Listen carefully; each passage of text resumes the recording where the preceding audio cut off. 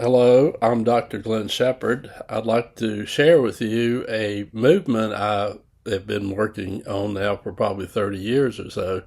And it's a movement in which I would like to change education.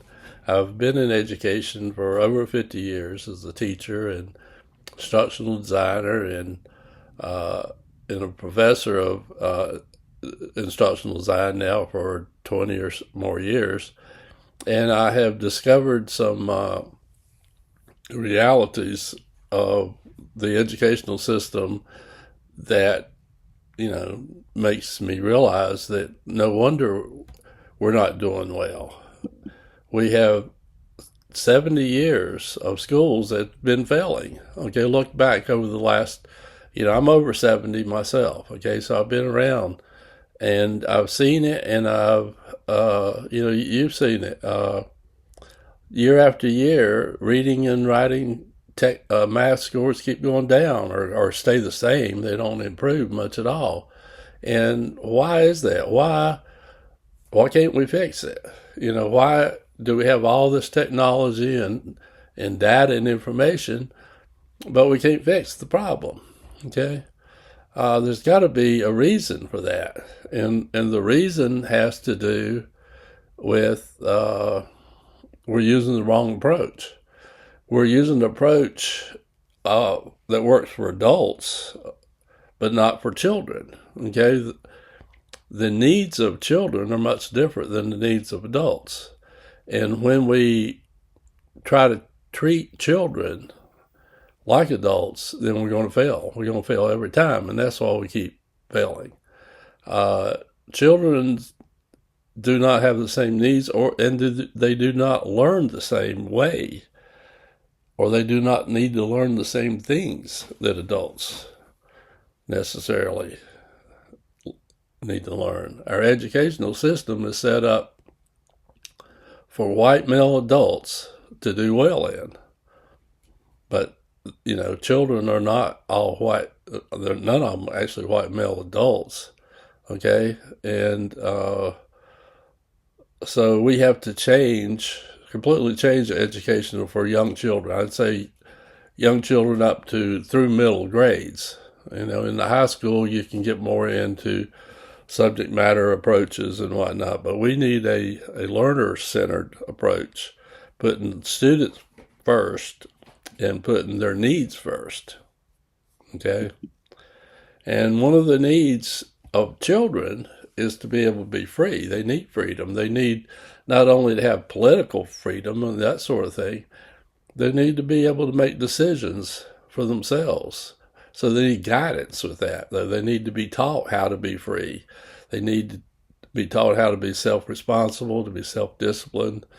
They need to know how and when to make decisions and the consequences, and so they become adults who are responsible, self-disciplined adults who can take care of themselves, okay, and who know who they are.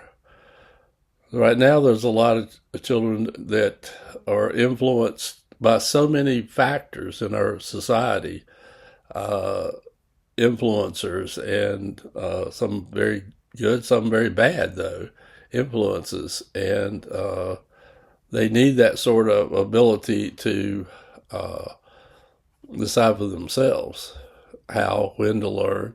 The other thing is they have to learn love. This is the difference between egocentric human consciousness to an other-centric consciousness, and this is the challenge, I would say it is, for human consciousness is to grow from the egocentric to the other-centric, to develop empathy, love, caring, understanding. You have to understand others. That means you have to understand people, their cultures, the whole 9 yards of who somebody is in order to begin to develop love for them. You work in groups in schools, and they develop cooperation rather than so much competition. Children don't do not need competition like adults maybe, but children need cooperation and caring. They need to learn to develop those skills. The other thing they need to learn is joy, how to be happy, how to enjoy themselves, their life, find joy in everything they do, in life itself, in nature, okay? To feel positive about themselves and to understand themselves, they need to find this joy and peace within themselves. Okay, so I have written 2 books. One is called Transformation of Human Consciousness by Design, in which I have described how to change education, how to literally change. This is not just ideas I have, this is something I've been working on for 30, 40 or more years on how to do this. So this book will discuss the movement and how we do it. Okay, and the other book is called Freedom, Love, Joy, Movement, and that's about the movement and what it means.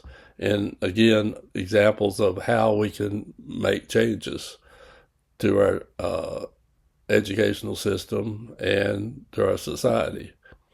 And I also have a freedomloveandjoy.com on a website that you can go to. And I would urge you to be part of this.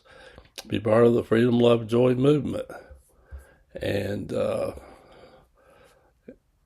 wish you well. All right.